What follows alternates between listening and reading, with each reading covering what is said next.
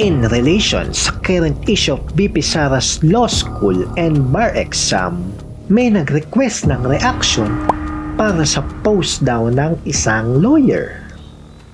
First of all, hindi po ako abogado lang. Inanalyze ko lang to based on logic. Kung may magsabi sa inyong abogado na mali ako, paniwalaan nyo sila kasi matatalino sila at nakapasa sila sa bar exam. So, ang sabi ng abogado sa post is, passing the bar examination in a single attempt is not inherently exceptional.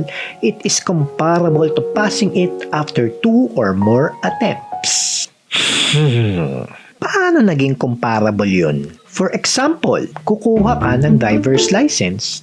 Ay, wag pala yun. May fixer pala dun. Any type of exam na lang. Imagine, sa unang exam, hindi mo alam yung i-expect mo. Mas malala yung kaba. Then, kapag niretake mo na, may familiarity ka na. At alam mo na yung mga dapat mong i-review. In reality, first-time pass rate is significantly lower than total eventual passers. Statistically, passing on the first try does indicate higher immediate readiness. How is it comparable? Pero may disclaimer naman siya, not related to politics. Napaka-convenient lang no? Posting this kasabay nung issue kay VP Sara. Anyways, sabi niya, hindi naman ganun na nakakamangha ang one take sa bar.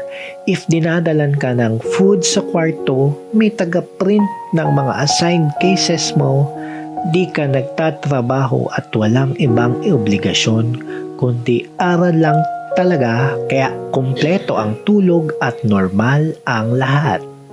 Blah blah blah. In summary, kinumpare niya yung mayayamang law student sa mga mahihirap or working law student. That hindi daw impressive kapag mayaman ka at nakapasa ka ng first take sa bar exam. Ang impressive daw ay kapag mahirap ka or working student ka tapos nakapasa ka sa bar exam, regardless kung first take or ilang take pa yan.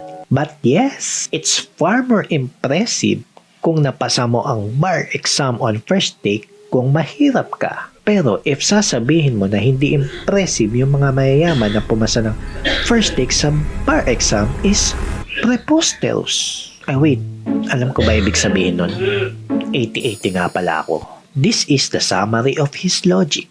By default, if pantay-pantay lahat ng kalagayan ng nag-take na exam, let's say mayaman lahat, then it is not impressive at all to pass the bar the first time. Dapat, according to him, mahirap ka, working student ka, para maging impressive.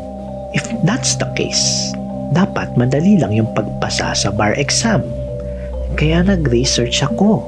Ano ba ang passing rate ng bar sa Pilipinas in recent years? Nag-start ako sa 2022 since yung 2020 to 2021 is a special year due to pandemic and transition to digitization. 2022, 43.47%. 2023, 36.77%. 2024, 37.84%. 2025, 48.98%. Pag in-average, it's 41.77%. Hindi ba impressive yun? Maipasa mo yung mababa pa sa kalahati na chance tapos first time mo pa. Diba? Regardless kung ano mang katayuan mo sa buhay, it's impressive. To, imagine, try nyo sumugal ng 41% chance lang ang winning rate. Sugal nyo yung lahat. Gagawin nyo ba? At kung manalo kayo, hindi ba kamangha-mangha yun? Sucks lang. But let's make this more interesting. I-connect natin ngayon to sa issue ni VP Sara doon sa allegation ni Madriaga na mahina daw siya sa klase.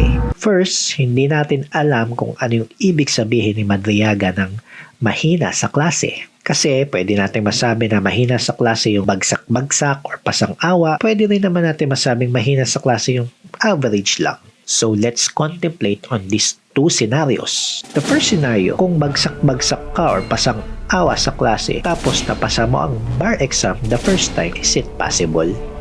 How about the second scenario? Kung average student ka lang tapos napasa mo ng first time ang bar exam, posible kaya?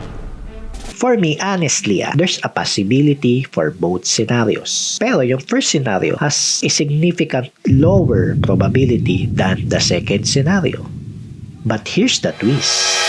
Nung year na naipasa ni VP Sara ang bar exam the first time is year 2005. And the passing rate that year is 27.2% only. Isa sa pinakamahirap na bar exam sa history ng Pilipinas.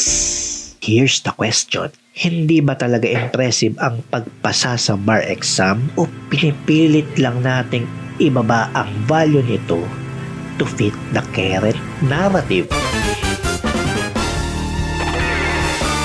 Yun lang, and that's how I break it down. At kung may natutunan kayo, nag-enjoy sa video na to, please follow, like, and share. Yun lang ulit.